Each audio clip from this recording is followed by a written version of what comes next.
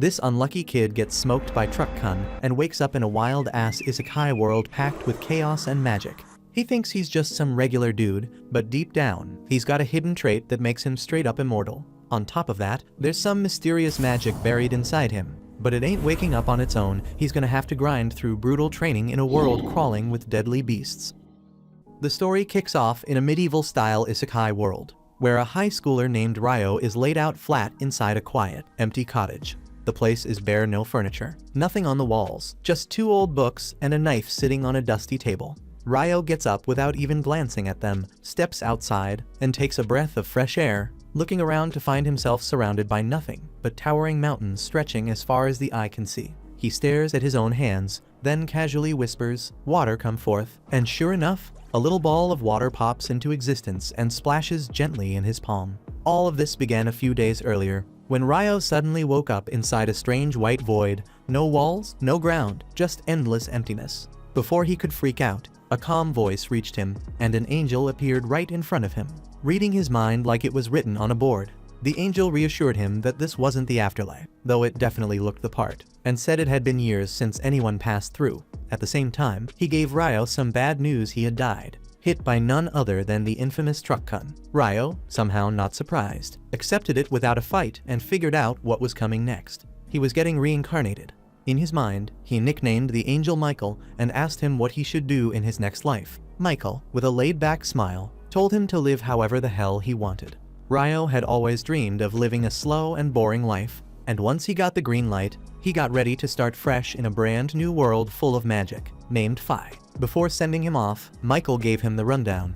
In the world of Phi, only about 20% of people can use magic, and lucky for Ryo, not only can he use it, he's also got the strongest compatibility with the water element. Since he asked for peace and quiet, Michael placed him in the forest of Rondo, alone in a small cottage, where he could take it easy. The angel stocked a nearby ice house with 2 months' worth of food and left 2 books inside the cottage, one about the local plants, the other about monsters. As for magic, he reminded Ryo that it's all about imagination and training. No fancy rules, no chance required. And for now, there's no danger. Michael threw up a barrier around the place to keep forest monsters out. Now, Ryo gives water magic another go, and, with a little focus, conjures up a floating ball of water. No chant needed this time, which is pretty damn convenient for a main character. Ryo uses his magic to fill the bathtub with water. Though to be honest, the idea that it came from somewhere inside him feels kinda gross if you think about it too much. The water's freezing, so he needs to figure out how to heat it up. And for some reason, he goes for the oldest, most useless method known to man, trying to light a fire with sticks. He keeps rubbing and failing until he gives up, and starts thinking if there's a smarter way to get this done with magic. Pulling from his old chemistry lessons, he separates hydrogen from oxygen, which ends up freezing the water instead, turning it into solid ice. Now, with a chunk of ice in hand, he decides to try something different. He uses it like a magnifying glass, focusing the sunlight through it. And to his surprise, it actually works. He gets fire. With the fire going, Ryo heats the water and sinks in like he's been waiting his whole damn life for this moment. As he relaxes, everything in his mind starts clearing up, and it finally hits him that he could have just used magic to create hot water by reversing the process he used to make ice. But that's something to try later. For now, it's dinner time. While he eats, it hits him that the food stocked in the ice house isn't going to last forever. And if he doesn't start hunting soon, he's gonna be in trouble. The thought of going into the forest makes him pause though, because he knows monsters are out there, and he sure as hell won't survive with that tiny knife Michael left him. Which means it's time to figure out how to fight with magic. The next morning, he starts working on his first offensive spell, water ball, but when he fires it at a tree, it doesn't do a damn thing. So he tweaks the shape, tightening it into something like a sharp arrow, and after hours of trying, he finally manages to form a basic water jet. It's a cool step forward, but even that still doesn't leave a mark on the tree. The day after, he switches over to ice magic, hoping it'll hit harder. He carefully forms a crystal but struggles to lift it, because ice just doesn't move like water. Still, after a long day of grinding, he finally manages to summon multiple crystals and get them hovering in place, but he's still not able to launch them at the target. After a bunch of messy attempts and frustrating fails, he finally gets to a point where he can summon ice crystals in a flash. Trouble is, he still can't launch them with enough power to use in a real fight. But time's not on his side, so he figures he'll make do. He sharpens one like a spear and heads out into the forest, hoping for the best. Down near a quiet riverbank, he stumbles on some quartz and feels like he just struck gold. If his mana ever dries up, this might be his backup to light a fire. Not long after, while picking herbs, a wild boar locks onto him and charges straight ahead. Ryo freezes in place, too scared to move, and for a second, it looks like his second life's about to be cut real short. But that gut-deep fear of dying again kicks in, and he dives out of the way just in time. Thinking quick, he turns the ground to ice. The boar slips hard, and right then he throws up a few sharp icicles. One solid hit, and the thing goes down. Not bad, though it's clear he's still got a long road ahead. Later, back at the cabin, he checks out the monster compendium. Turns out that boar he took down was a total weakling, barely ranked as a threat. That hits him kinda hard, but he keeps flipping through the pages. If the easy monsters in this world nearly kill him, what the hell happens when the real ones show up? And then comes the dragon entry.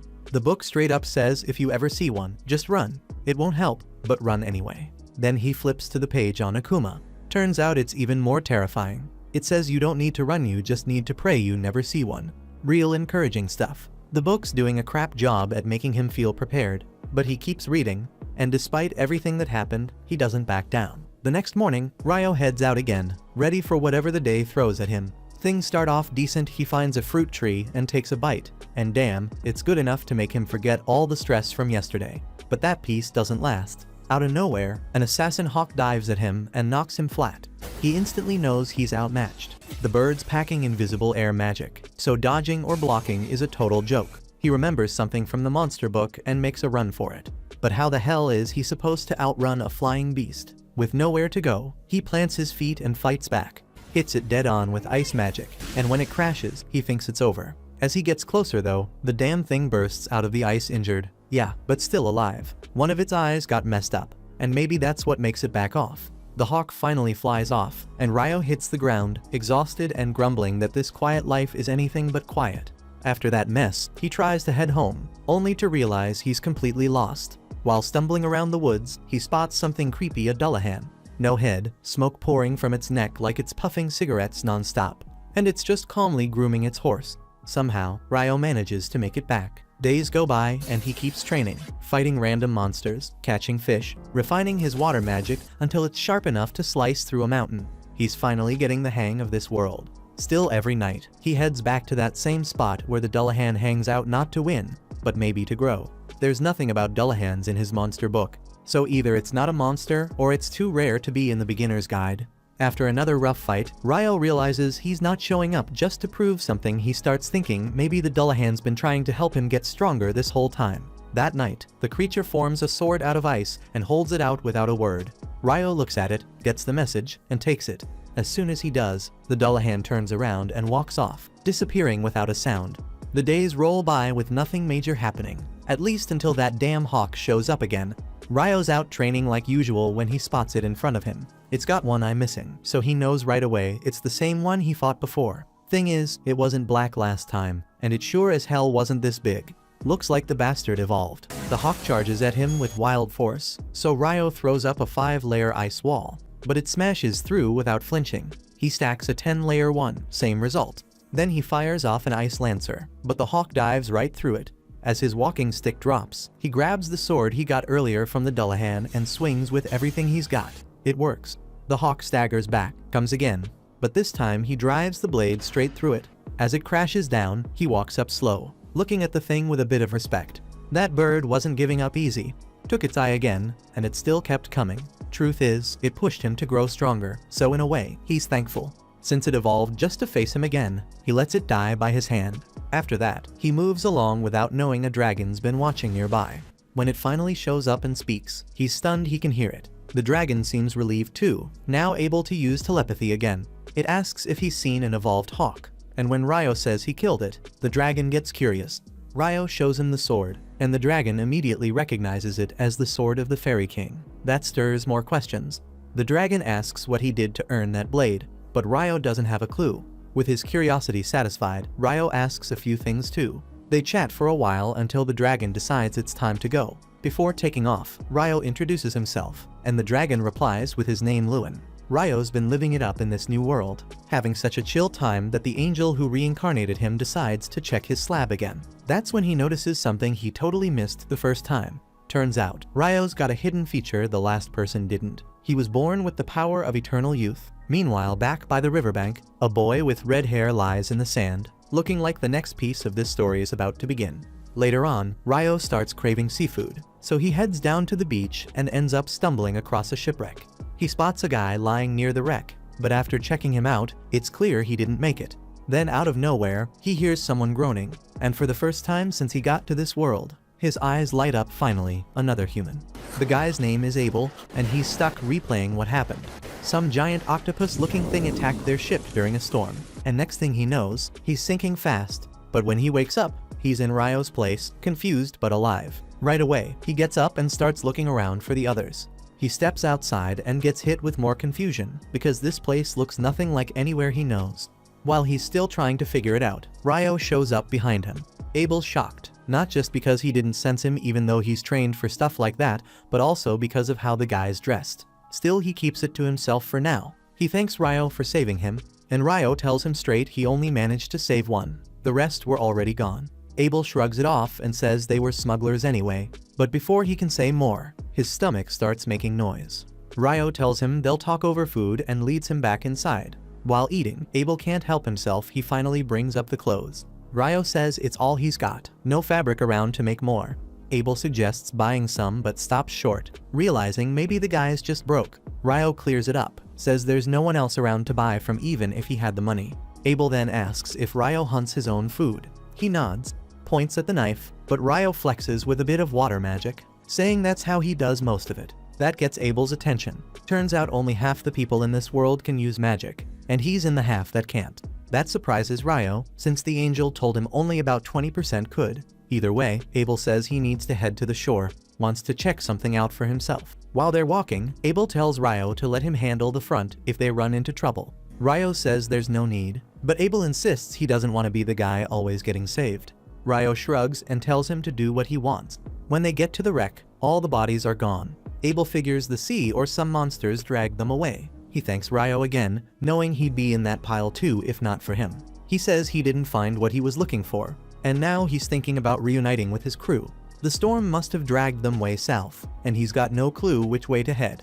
Then it hits him. He turns to Ryo and asks if he'd want to tag along. Ryo's caught off guard, and Abel adds that having him around would help him find his way back. And once they get there, he'll help Ryo land a decent job and live better. Ryo thinks it over for a while.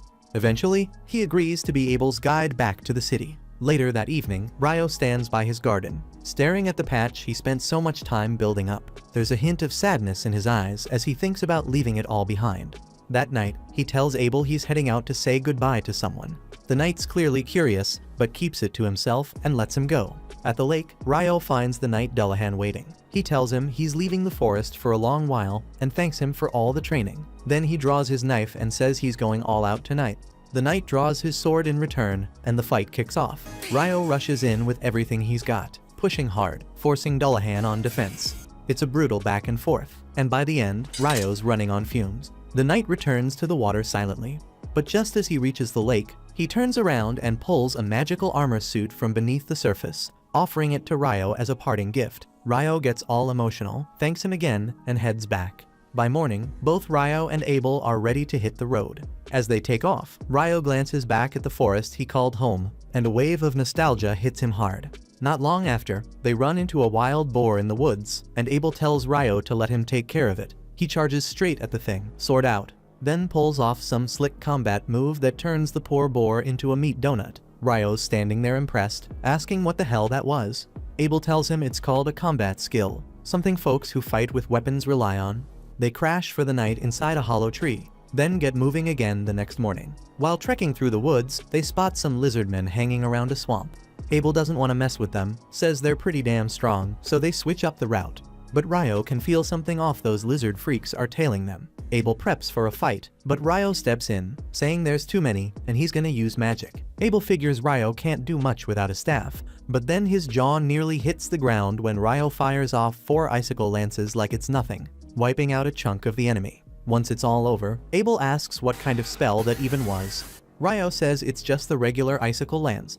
Abel shakes his head, saying his wind mage buddies can only toss out 1 spell at a time, but this guy fired 4 in a blink. Ryo just shrugs it off, says maybe that's a wind magic issue, cause water magic works different. Abel figures there's no point thinking too hard about it and says they better keep moving. But first, Ryo makes 2 ice cups and fills them with fresh water. Abel picks up on a different chant this time, and Ryo plays it off, saying he probably heard it wrong before. They keep going, and somewhere along the way, Abel tosses Ryo a coin. Ryo lights up, saying it's the first time he's ever seen money. Abel's stunned, he thought the kid was broke. But this is next level. He starts giving Ryo a little rundown on the 3 big countries in the central provinces. There's the Kingdom of Knightly, the Debuhi Empire, and the Handelu Federation. Ryo can't help but clown on the name Debuhi, saying it sounds dumb as hell. He keeps going on about how goofy it sounds, talking trash the whole time, until they finally reach a wide clearing. Out of nowhere, they spot a rock shift on its own, and Abel reacts fast, slicing it clean in half. Ryo throws up a water shield just in time to block a wave of flying stones. And that's when Abel realizes they walked right into a damn nest of rock golems. Ryo's confused for a second, thinking golems were supposed to look more human. But Abel ain't got time to explain. He charges at the closest one and blasts a hole straight through it. The thing doesn't even flinch though, patches itself right back up and keeps swinging. Abel backs off, saying their attacks aren't doing much. But Ryo's already cooking up a new plan. He forms this giant chunk of ice in the air and slams it right down on the golems, crushing them flat. Abel can't believe what he's seeing, says he's never even heard of a spell like that. Ryo shrugs and drops a couple more ice blocks till the rest of the golems are done for. After the dust settles, they find one golem still kicking. It's got a big shiny magic stone inside. Abel says that thing's worth a fortune. Ryo wants to dig out the rest from the others too, but they're all buried under ice and he ain't about to melt through it all. Either he's too lazy or he's just not in the mood. They keep walking till they stumble on this massive beast. Looks like a weird mix between a croc and a hippo. Abel calls it a behemoth, says it's one of those rare monsters you only hear about. Ryo's ready to go after it, but Abel shuts that down real quick, says taking on a behemoth is suicide. Right then, a pack of wyverns swoop in, and Ryo gets all fired up thinking they're about to watch some monster versus monster action. The wyverns start hurling magic-charged rocks at the behemoth, but the damn thing lets out a roar so strong it cancels their spells and knocks them straight out of the sky. Ryo figures it used some kind of magic cancel move. Later that night while eating, Abel brings it up again, says he's only ever heard of magic getting cancelled inside certain dungeon traps. That catches Ryo's interest fast. Abel mentions there's a dungeon in the city of Lune where they're heading, and Ryo gets all fired up. Pissed he didn't say anything earlier, he stares him down like he's hiding more secrets. Abel tries to shift the convo, asks if Ryo even knows about dwarves and elves, but Ryo just tells him to spill everything he's got. A few days roll by, and they finally reach a mountain range. Ryo says they'll probably hit some kind of human settlement once they make it past the mountains. Abel glances at him, wondering how the hell he knows that. Ryo debates telling him about the dragon he met who laid out the whole world map for him. But in the end, he keeps his mouth shut and throws out some vague line about it being knowledge regular folks wouldn't get. Not long after, they hear this strange ass noise echoing through the sky, and both of them tense up, ready to scrap. That is, until a massive griffin swoops down from the clouds. The second they lay eyes on it, both of them damn near panic. Abel starts spiraling into a full-blown breakdown, but Ryo thinks fast and hurls a slab of meat into the air. Abel copies him without even thinking, and the griffin scoops up both chunks before soaring off like nothing happened. Once it's gone, they let out a shaky breath, both knowing that if it had decided to attack, they wouldn't have lasted a second. As they keep moving, Abel brings up how no one's seen creatures like behemoths or griffins for over a century. He figures the tall mountain range must have kept them away from human territory all this time. That sparks something in Ryo's memory. The wyverns they saw earlier had flown in from the north, meaning their nests gotta be close.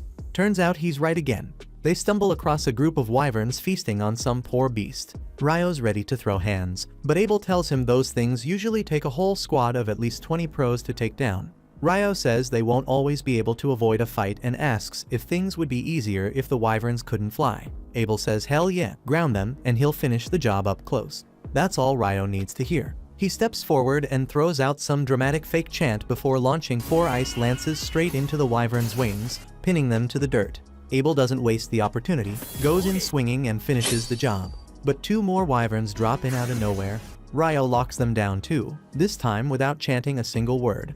That makes Abel raise an eyebrow, clearly suspicious, but he lets it go for now. They scoop up the magic stones from the fallen wyverns and keep pushing north. They finally make it past the mountain range and step into the green hills. where Abel's taken aback that they not only handled wyverns but scored a ton of magic stones that'll bring in serious money once they hit the Empire. That's when Ryo suddenly wonders which country they're even headed to, saying he's fine with anything as long as it's not the Deity Empire. Abel tells him the Deity place is further north, which makes Ryo let out a breath of relief. Abel raises an eyebrow and asks if Ryo's got some kind of beef with them. Ryo says he's cool with the people and all, but the name is just way too cringe for him to deal with. Abel finds that reaction pretty weird, but whatever. Ryo then spots a road up ahead, and when he sees it runs from east to west, Abel realizes the mountain range they crossed wasn't your average bunch of rocks. Ryo notices he's thinking hard and tries to ask about it, but Abel brushes it off and points out that the road should lead them to the nearest town. Ryo lights up at the idea of finally sleeping in a real bed, and Abel tells him the town food's worth trying too. By nightfall, they reach the place, grab a meal at the inn, and Abel brings up the guild. He tells Ryo to register with the Adventurers Guild since the license works as ID, and it'll save him the tax when entering new cities. He reminds him he had to cover the entry fee with a silver coin, and Ryo claps back, asking if he's planning to log every coin he drops for a friend. That gets Abel a little embarrassed, but he keeps the lecture going. He explains how joining the guild means they'll buy monster loot and magic stones from him at a decent price, since only alchemists know how to work that stuff right. Ryo gets curious and wants to ask more, but the waitress shows up with his food, cutting him off, and when he sees what's on the plate, he freezes. He stares at the plate of curry, stunned it even exists here, because even in isekai anime, the hero has to go through hell and back to craft a good one. He was kinda looking forward to that journey too, but this one smells perfect, tastes just as rich and nostalgic as the one he had back in Japan. Before he knows it, the plate's clean, and he's ordering more without hesitation. The next morning, Ryo won't shut up about the curry, going on and on about how damn good it was, teasing Abel for hiding such gems from him. He jokingly tells him to spill all his secrets, which freaks Abel out for a second, though Ryo's just hoping he'll talk about the best dessert spots in town. Abel nervously says he's not into sweets and walks off, leaving Ryo wondering why he's acting so weird. They get back on the road, and before long, they arrive at Lune, a town surrounded by golden wheat fields. As they approach the gate, a guard named Nimmer spots Abel and nearly freaks out, saying he was reported missing months ago. Abel brushes it off, saying a lot happened, but he's back thanks to Ryo. Nimmer shakes Ryo's hand with genuine gratitude before pulling Abel aside to catch up. Once inside, Abel suggests they head straight to the guild. With Abel vouching for him, Ryo can skip some ranks right out the gate. Normally, newbies start at F rank, but if someone B rank or higher recommends them, they can jump to D rank from the start. Ryo nods, clearly interested. At the guild, the moment Abel steps in, the whole place lights up. Everyone rushes over like he's some kind of damn hero. Ryo's happy for him, seeing how loved he is, so he steps out for a breather, figuring Abel deserves this moment. While wandering outside, Ryo suddenly bumps into an elf girl. He's drawn in by her sharp ears and pretty face, but she's eyeing him just as much, focused on his outfit. She recognizes the coat he's wearing, saying it belongs to the Fairy King, and assumes the king must think highly of Ryo to gift him something like that. He has no clue what she's talking about, but before he can ask, she says she's in a rush and hopes they meet again, then disappears down the street. Ryo stands there frozen, trying to make sense of what the hell just happened. When Abel steps out to get him, he drags him back inside and proudly introduces him as the guy who saved his life. The others start thanking Ryo left and right, and for once, he doesn't mind being the center of attention. Right after that, Abel brings Ryo to the front desk and tells the receptionist to register him as a D-rank adventurer under his recommendation. The receptionist freezes for a second, shocked that someone from Abel's squad is vouching for another person, since that's never happened before. Abel says Ryo's not your average guy, and this one's different. The receptionist explains that even with a recommendation, Ryo still needs to prove his strength before getting the rank. Abel nods and says he'll talk to the guildmaster about that directly. They're asked to wait, and a moment later, the door slams open and the guildmaster Hugh storms in all dramatic, completely fired up the second he hears Abel's back. Abel quickly introduces Ryo and says he wants him to take the rank-up exam. Hugh says they can't just bump someone up without testing their strength, but Abel hits him with a straight face and says Ryo's even stronger than him. Hugh nearly laughs in disbelief till Abel drops the bag of magic stones on the table. Hugh stares at the pile and loses his damn mind. That much magic means they didn't just fight one or two wyverns. They cleared out enough to wipe a kingdom off the map.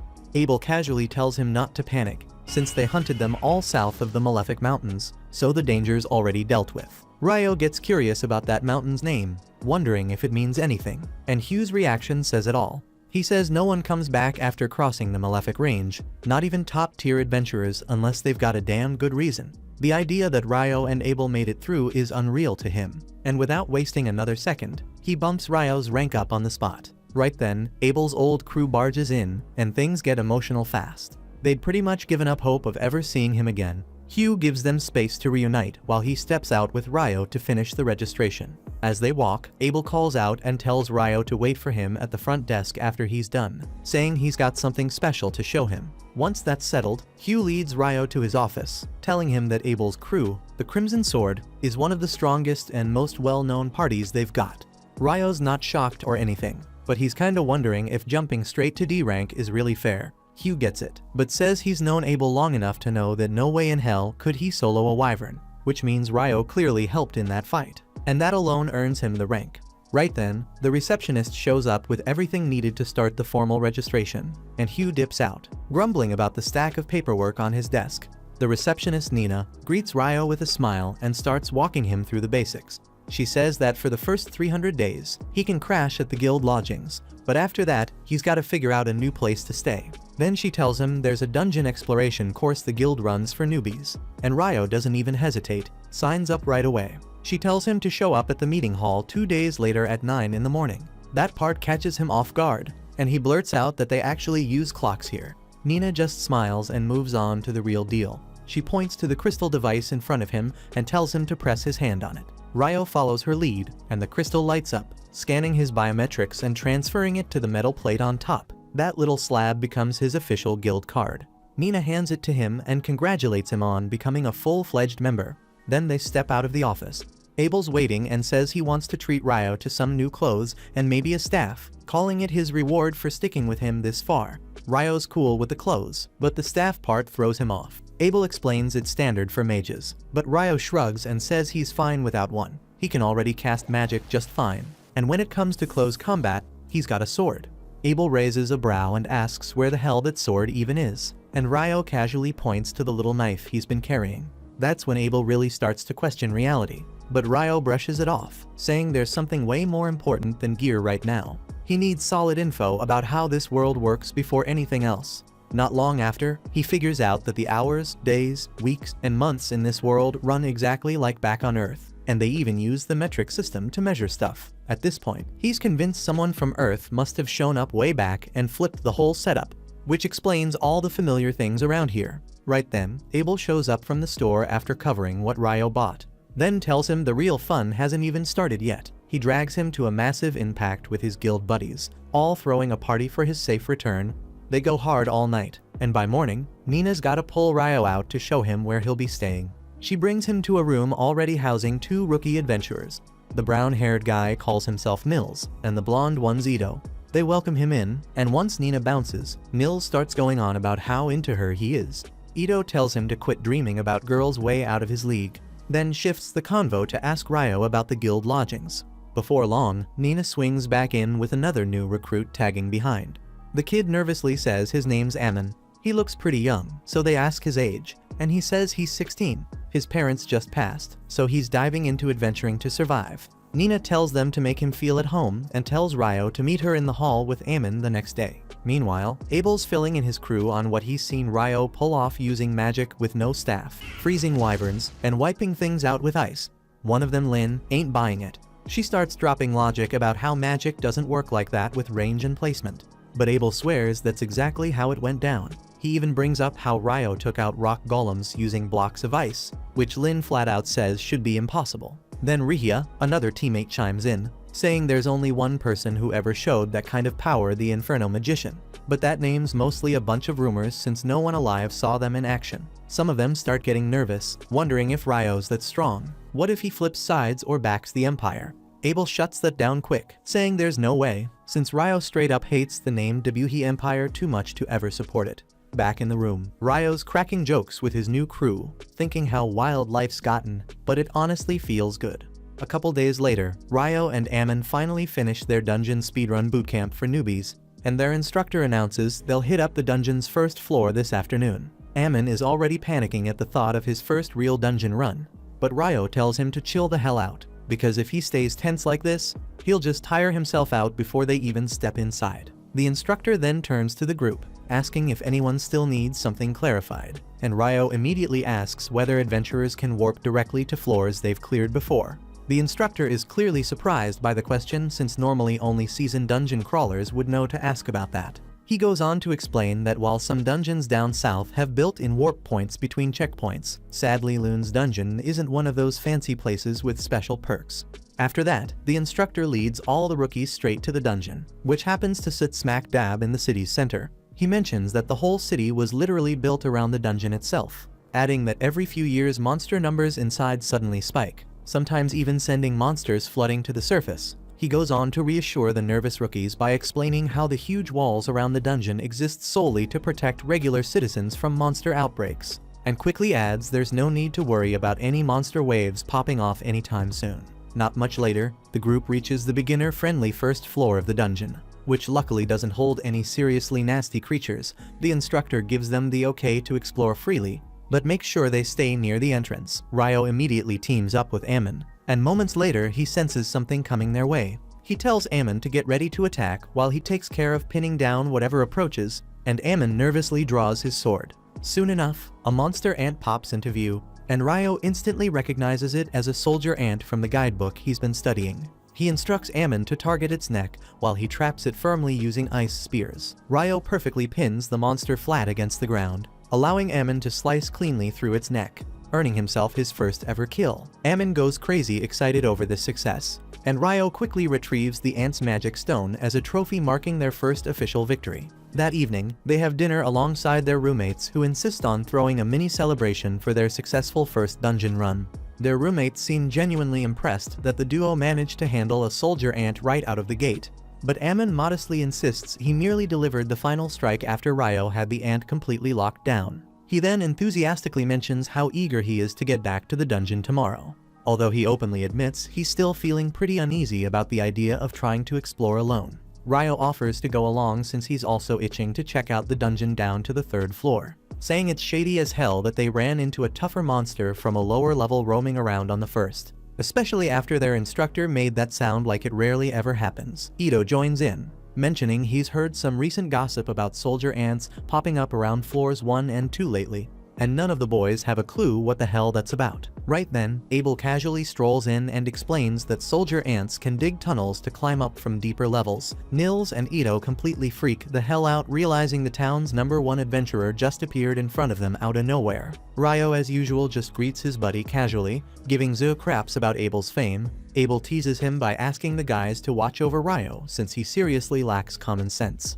Nils jumps straight up, saluting Abel with maximum enthusiasm and blurting out that he's his biggest fan. He passionately announces his ultimate dream of becoming a legendary adventurer just like Abel someday. Eagerly asking for the honor of shaking his golden hand, Abel gladly gives him that handshake, advising Nils with a smile to chase his dreams, but reminds him seriously that surviving should always stay top priority. Ryo bluntly asks Abel why he's hanging around here at this hour, and Abel replies he literally just got back from his latest mission. Before Abel can even finish speaking, his entire party suddenly storms in, the girls clearly pissed that Abel came here instead of reporting straight to the guildmaster like he's supposed to. Abel tries desperately explaining he was only giving some rookie adventurers helpful tips, but Lynn isn't buying his crap at all and instantly orders Warren to drag his ass out of there. Warren effortlessly hoists Abel onto his back while Abel starts whining exactly like a damn toddler. Meanwhile, Lynn suddenly shoots Ryo a sharp, jealous stare. Ryo awkwardly asks what the hell she wants, prompting the priestess Rihya to quickly snap Lynn out of it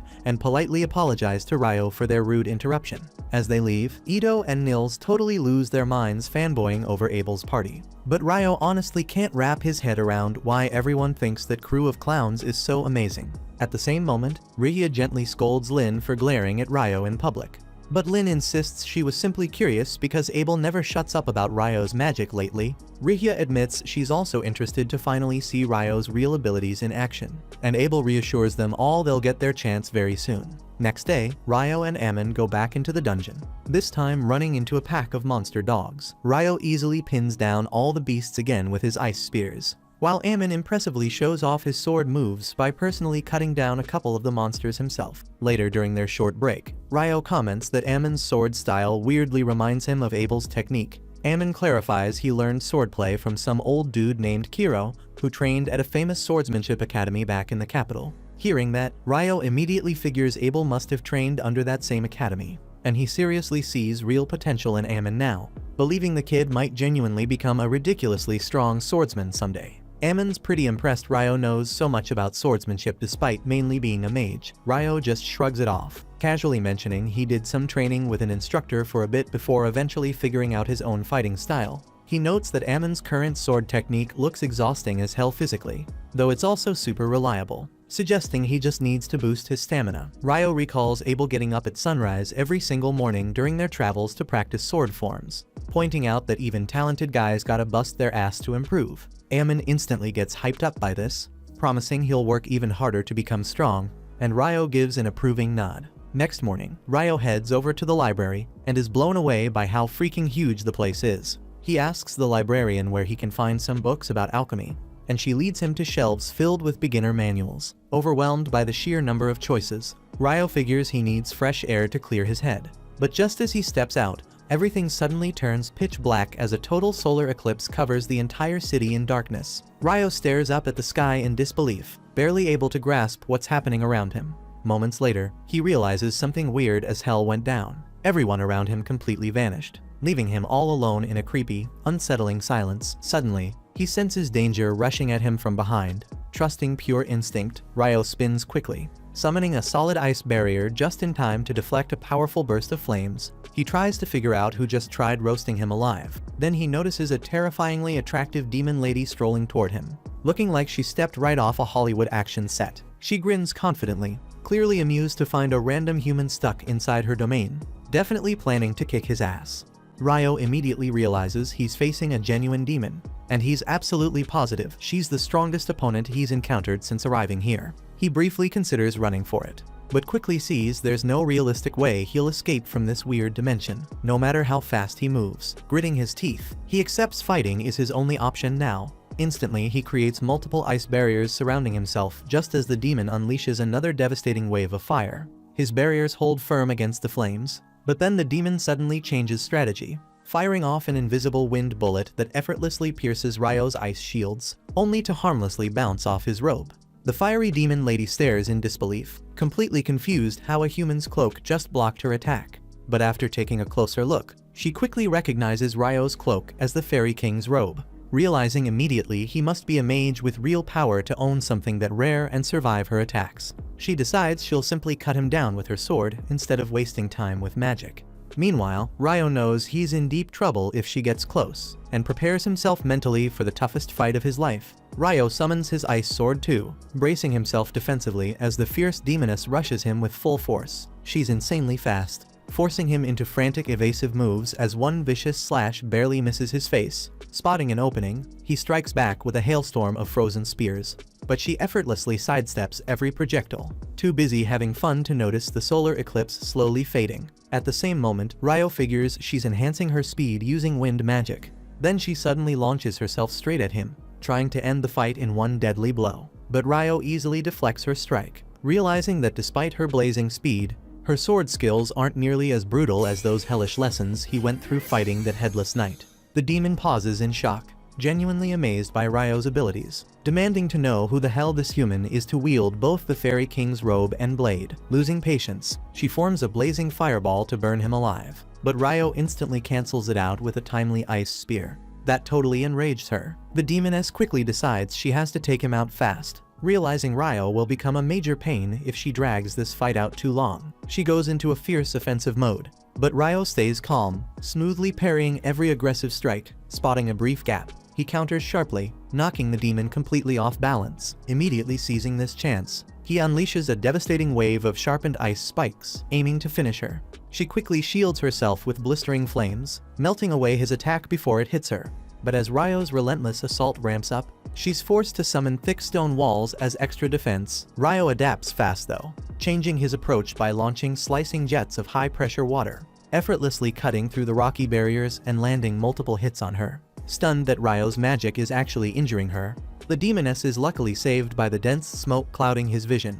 Sensing a perfect opportunity, Ryo charges forward ready to land the finishing blow. But she desperately leaps ahead, blocking his strike head-on.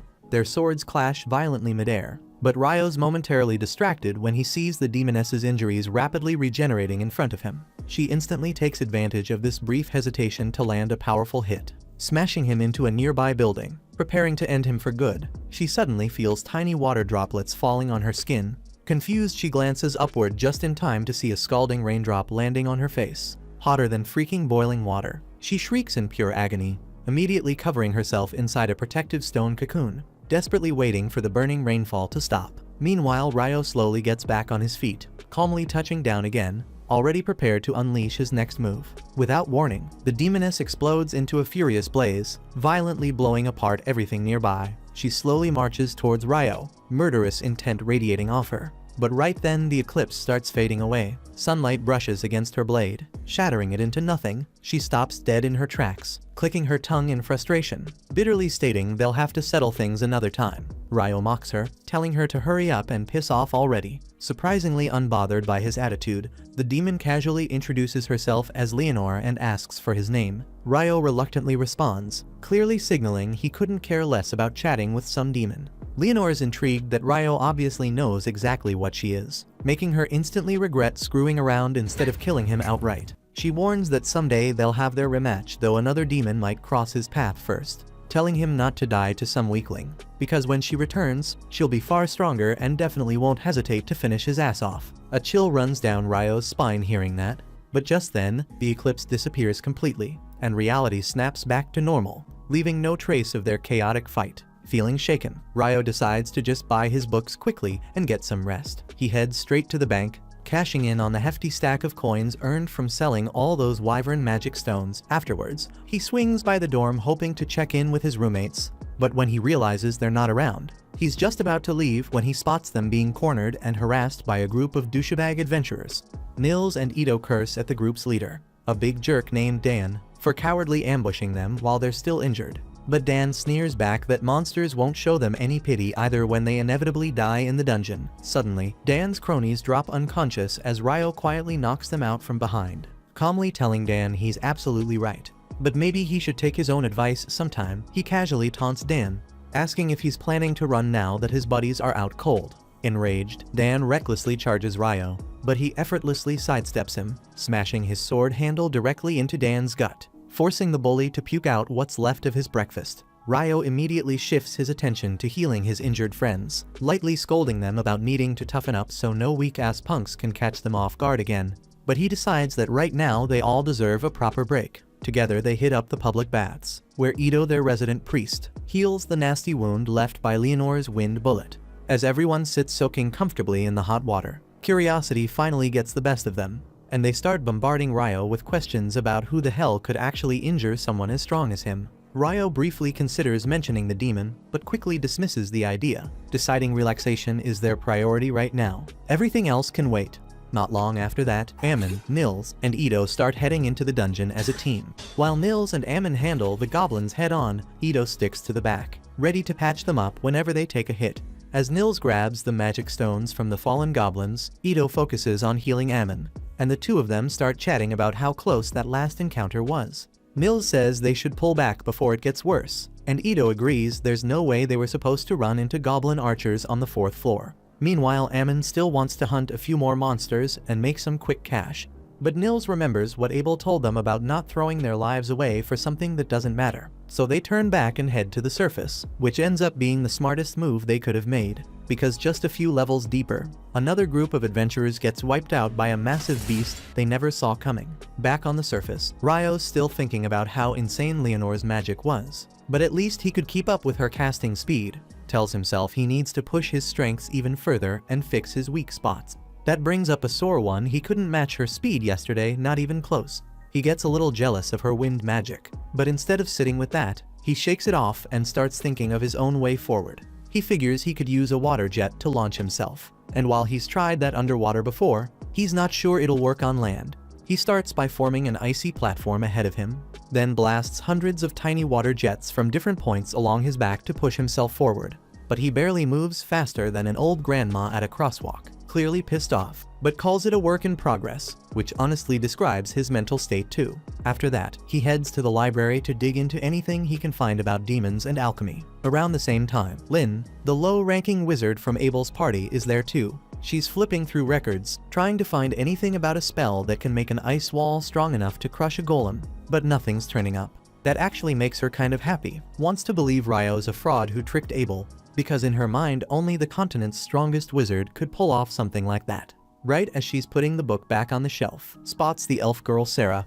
The two of them share a quick hello and chat for a bit before Sarah remembers she's got to meet up with her group and walks off. Back at the guild, Ammon and the others return, and the moment Nils sees the receptionist Nina, he starts stuttering like a total simp. Ito smacks him on the head and steps in, telling Nina they found goblin archers on the 5th floor, which isn't supposed to happen, and that's why they rushed back to report it. Nina takes a look at the magic stones, confirms them, then hurries off to inform the guildmaster, thanking the boys for bringing in something this important. Hugh's not too happy when he hears that goblins showed up on the 5th floor, since they're the kind of monsters that usually stay below the 10th, figures this might be the start of something bigger. So he tells Nina to call in every party ranked B and above. She lets him know that only 2 high-ranking parties are in town right now, Abel's Crimson Sword and the White Brigade. Not long after that, Abel and his crew head to Hugh's office, and he's already annoyed because it means he'll have to work with the White Brigade, and he can't stand their leader. The girls tell him to quit whining,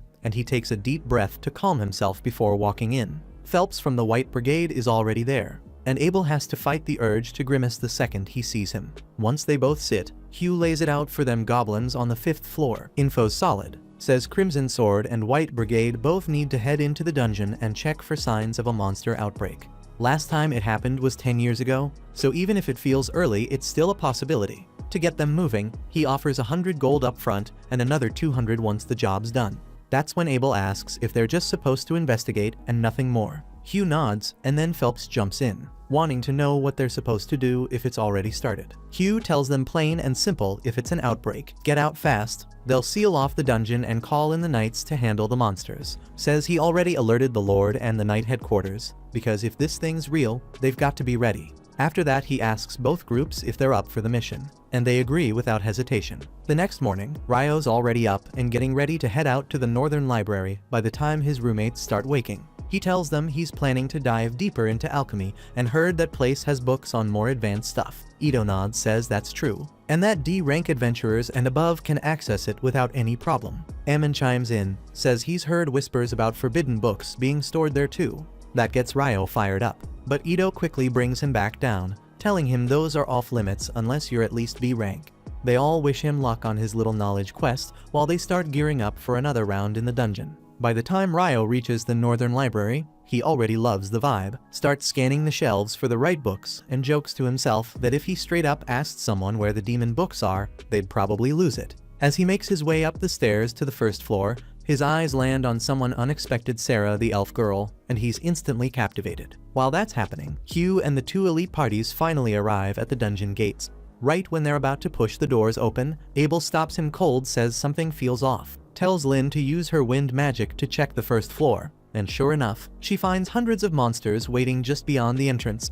That's all the confirmation they need. The outbreak's already started. Hugh immediately orders everyone to fall back and contact both the knights and the guild. Back at the guild, Nils and the others see a notice saying the dungeon's been sealed off, and they figure it's because of those goblin archers they ran into. But before they can say much else, a man bursts in yelling that a monster outbreak's begun, and all adventurers are being sent to the dungeon walls to help hold the line. Meanwhile, Ryo and Sarah are still staring at each other like nothing's happening out there. She finally breaks the silence, says it's funny they're meeting again. Then after quick introductions, she asks if he's hunting for something specific.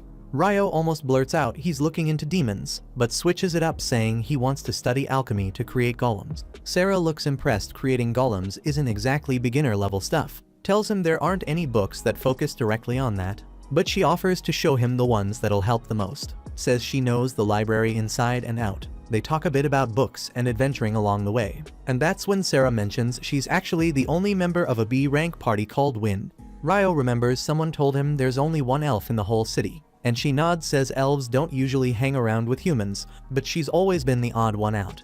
Elsewhere, the adventurers from the entire city have gathered at the dungeon walls, and it doesn't take long before the monsters break straight through the heavy gate. Then Hugh yells out for everyone to hit them with spells and arrows, kicking off a brutal fight against the goblin swarm. The knights arrive a few minutes later and start pushing the monsters back, and for a while it looks like they've got control. But Hugh's frowning. There are way more monsters this time than what he saw in the last outbreak.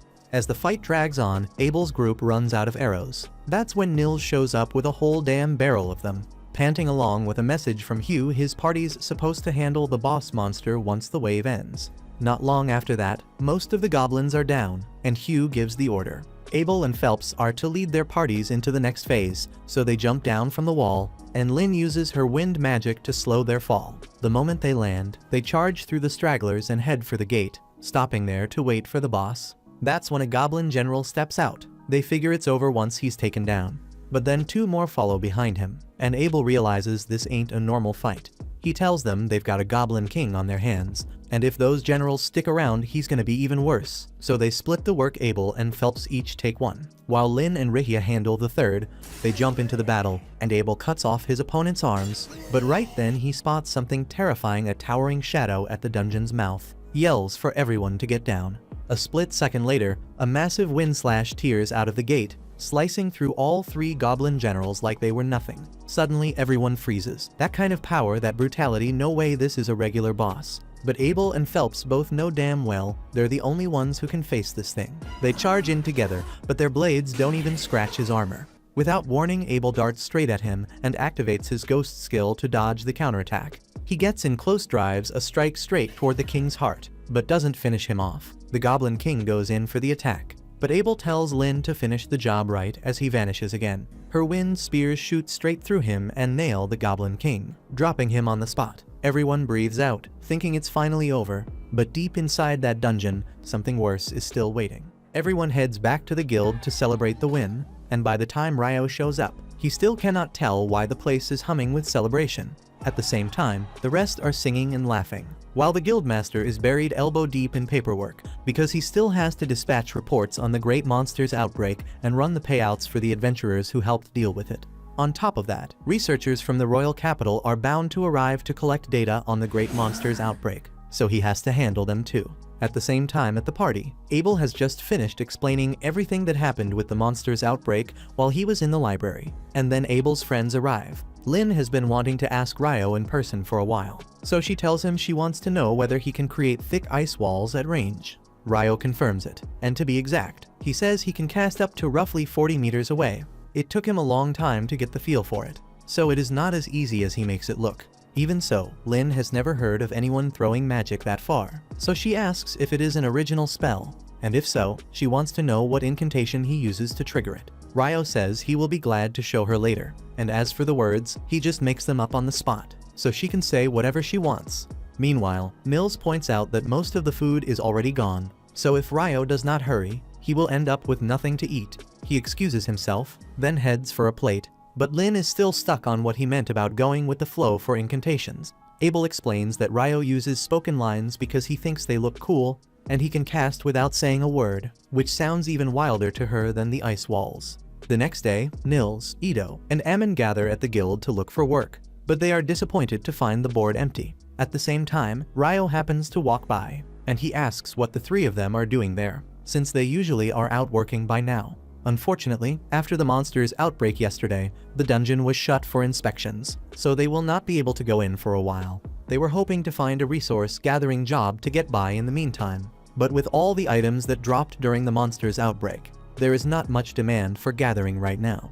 Putting their own issues aside, they ask Ryo what he is up to, so he tells them he is hunting for magic copper ore because he needs it to start learning alchemy. Ito recalls hearing that magic copper ore is crazy expensive, and Ryo says he is right, since the last shop he visited quoted 50 gold pieces for a single copper piece. Even so, the cash does not mean much to Ryo because he is loaded, but he wants to help his friends out. So he asks if they would be interested in gathering magic copper ore for him, says he is willing to pay them 4 gold coins each whether they find any ore or not, and if they do bring some back, he will buy it off them for 25 gold coins. All three are stunned because that is more money than they have ever seen. But Ito asks whether Ryo is really fine with paying them that much. Ryo says that if they do find copper, he will only have to pay 37 gold, which is cheaper than the 50 gold he would pay in town. So it is a good deal for him as well. At the end of the day, the math works, since they confirm that Ryo is serious about the offer. The three of them rush off to begin the search, and once they are gone, Ryo hears a commotion outside, so he goes to take a look.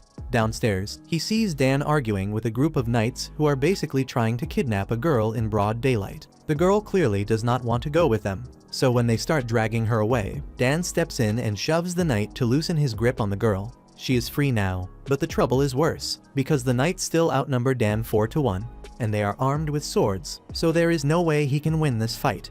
The group's leader gets ready to teach Dan a lesson for daring to challenge a knight, but as soon as he takes a step, he trips and smacks the ground. Everyone watching is confused, since there is nothing near the knight's boots. What the hell? Faces twist in confusion, and the knight refuses to swallow the embarrassment of tripping over his own feet, so he accuses Dan of doing something to him. However, as he tries to stand back up, he stumbles again. Not long after, Phelps arrives, and he is appalled by the stunt these so-called knights have pulled. At first, they try to lean on him, since in the city they outrank adventurers on paper, so the scare tactics bounce off Phelps, because while he is an adventurer, he is also a noble, and he stands his ground. His full name is Phelps Heinlein, and the second the knights hear he is Heinlein, they realize they screwed up. Phelps's father, Alexis Heinlein, was the former captain of the Royal Knights, which means the Heinlein family holds real sway over the order, so Phelps could probably have them sacked on a whim if he wanted. If he had been there while they tried to kidnap the girl, he would not have thought twice about ending them. Right now, he only knows they were about to gang up on Dan, so he rips into them for disgracing knighthood and tells them to get lost before he changes his mind about letting them go.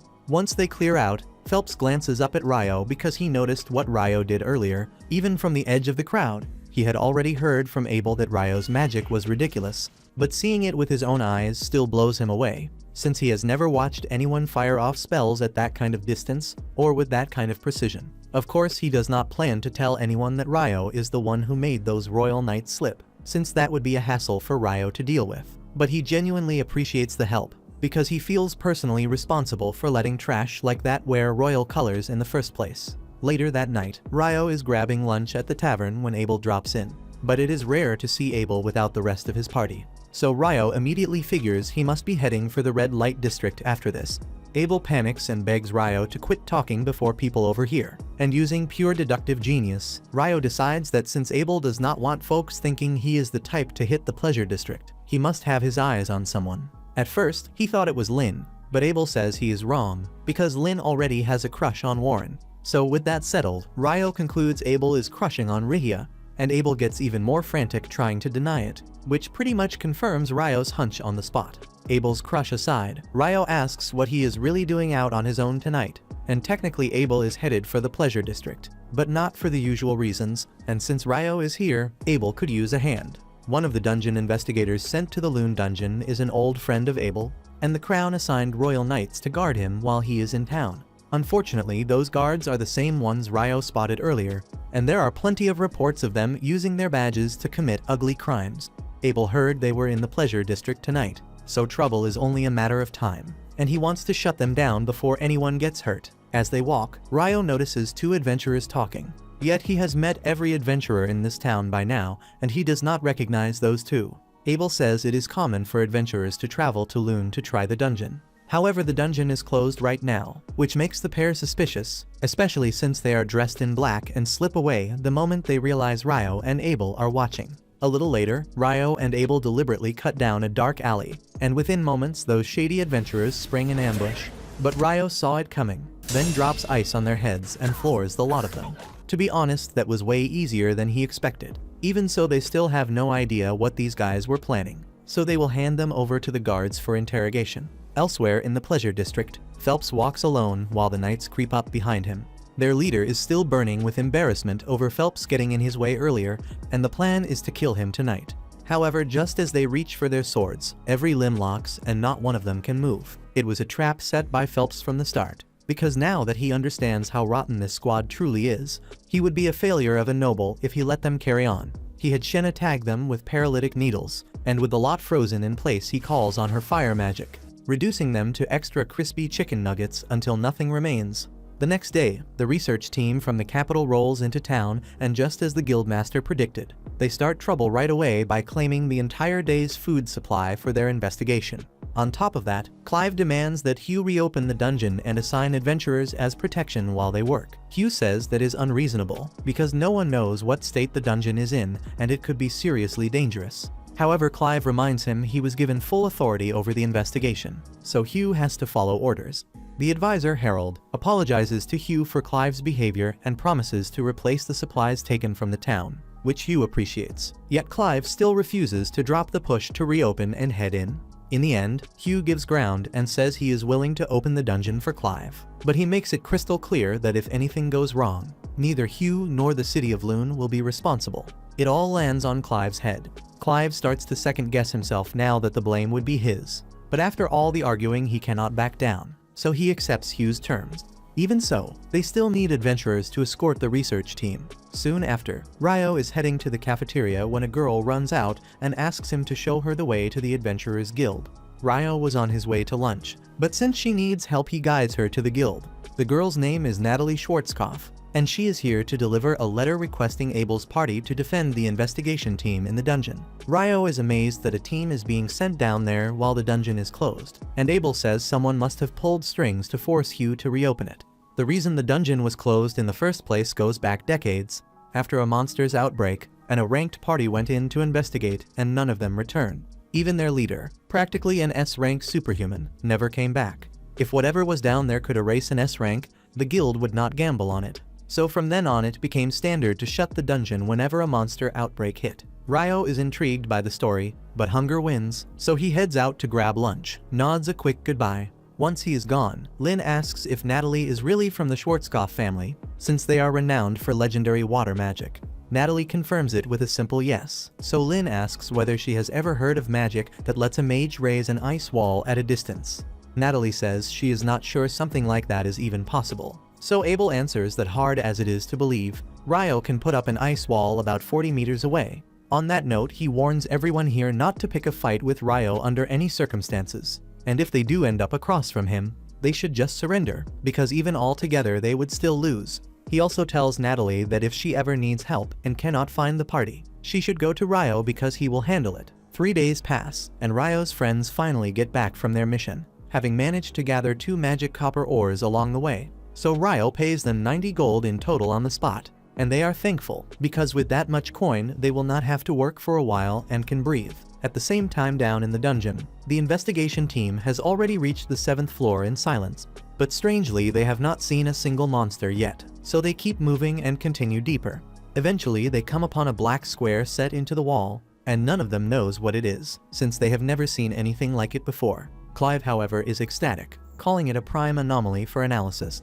He orders the crew to set up the measuring equipment so they can send data back to the surface, and once the instruments start streaming, the analysis team, including Natalie, will begin scrutinizing the feed to identify the anomaly. However, the moment Clive's team pushes the monodensity gauge through the gate, every one of them is teleported away, and the surface team loses contact at once. By the time they figure out what just happened, they're already standing in the middle of a grassy field, and thankfully no one's hurt, which is a damn relief. But they've got no clue where they are, and Clive with his crew is nowhere in sight. Somewhere else in the area, Clive has his team collecting data on the environment as fast as they can.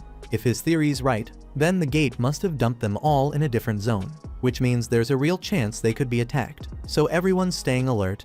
Still, Clive doesn't seem too bothered by the situation. He actually feels this might work in his favor, sees it as the perfect chance to prove that the monsters from the tidal bore originated from the 38th floor, just like he predicted. And since he's the one who discovered the teleportation gate, he's already imagining himself getting promoted to department head once they're back on the surface. That is, if they make it out alive, because the creatures around here don't exactly look like they're gonna welcome them with open arms.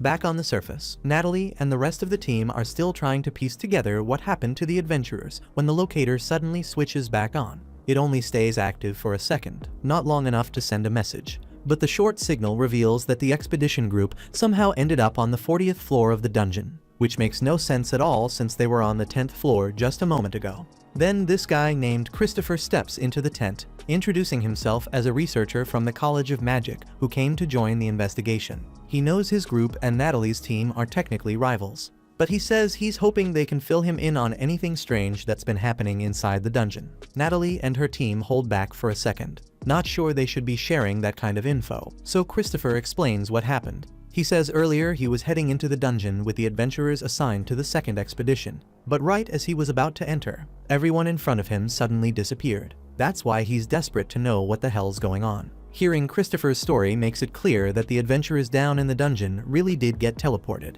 and that explains how they wound up on the 40th floor. But it doesn't make things any better. Up to now, the deepest anyone has made it in the dungeon is the 38th floor, and it's said that from that point on, even B-ranked parties would struggle to survive. Never mind the C and D rank groups that came along. Luckily, Abel's team was part of the first group that went in, so he and his crew should be able to keep the others safe for a bit.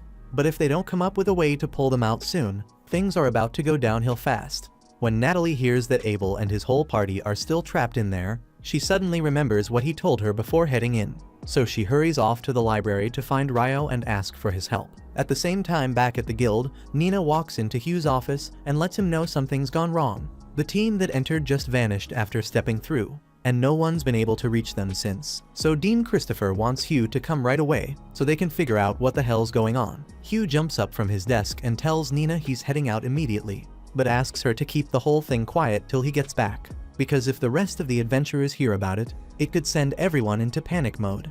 Meanwhile, Ryo's wandering through the library like usual, but he's not having much luck with his research since he has no clue where to look. He wishes Sarah were around since she'd probably know exactly where to find the stuff he needs, and turns out he's in luck because she's standing just one aisle over. Ryo lights up when he sees her and walks over, telling her he's been trying to dig through anything on eclipses and tidal bores, but he's totally lost on where to begin. Sarah says she'd be glad to help since she already knows where that kind of info is kept. She actually believes there's a connection between eclipses and the tidal bores, because before the last one hit, there was an eclipse 2 days earlier, and that same pattern has shown up again and again in the past. Even so, it took her a ton of digging to figure out that connection.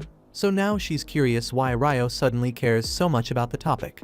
But there's no way he can tell her he fought a demon downtown during the last eclipse. So he quickly switches gears and asks if she knows why magic stones shift colors. Sarah knows Ryo's hiding something, but decides to let it slide for now and explains that a stone's color depends on how long the monster lived. He'd already figured that out, which is part of why the tidal bore caught his interest, because every report says the stones taken from those monsters were completely clear. Right now, people think the monsters come up from deep inside the dungeon during a tidal bore, but those clear stones suggest they had barely spawned in. He remembers the older tidal bore records said the same thing about clear stones, and it throws him off because he didn't expect this place to have such detailed archives. Sarah tells him the documents are actually falling apart and written on old parchment, so even most librarians don't know they exist. But she knows exactly where they're kept and can show him if he wants.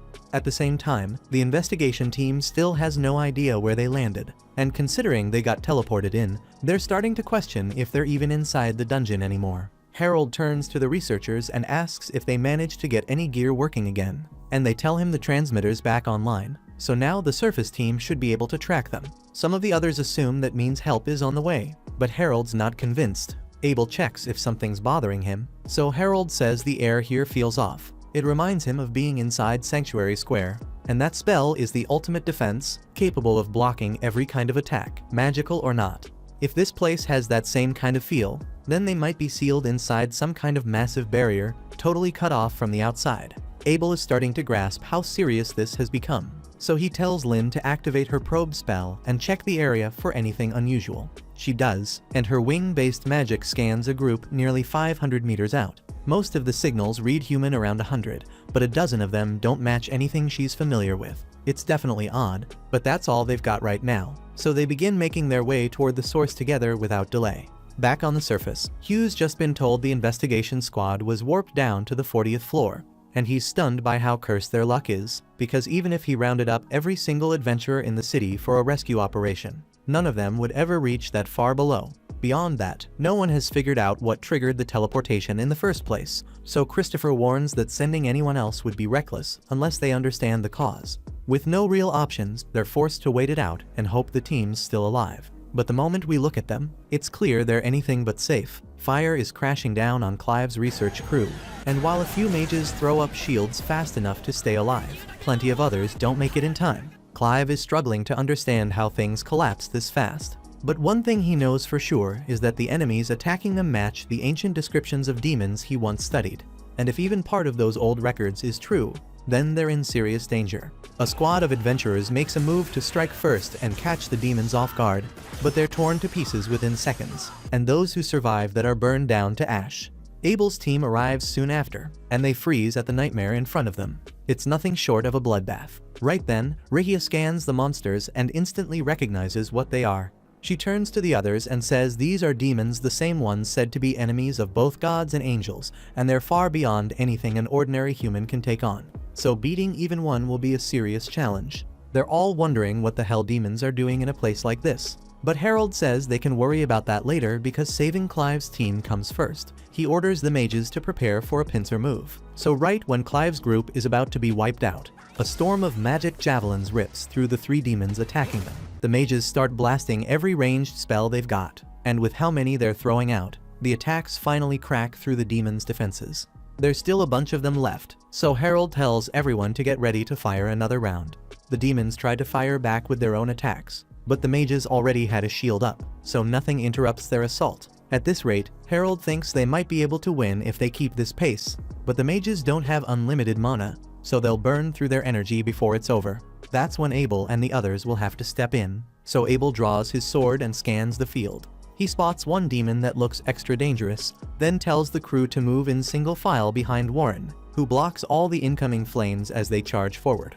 Once they get close enough, Abel starts slicing through demons while Lynn and Rihia launch spells to finish the job.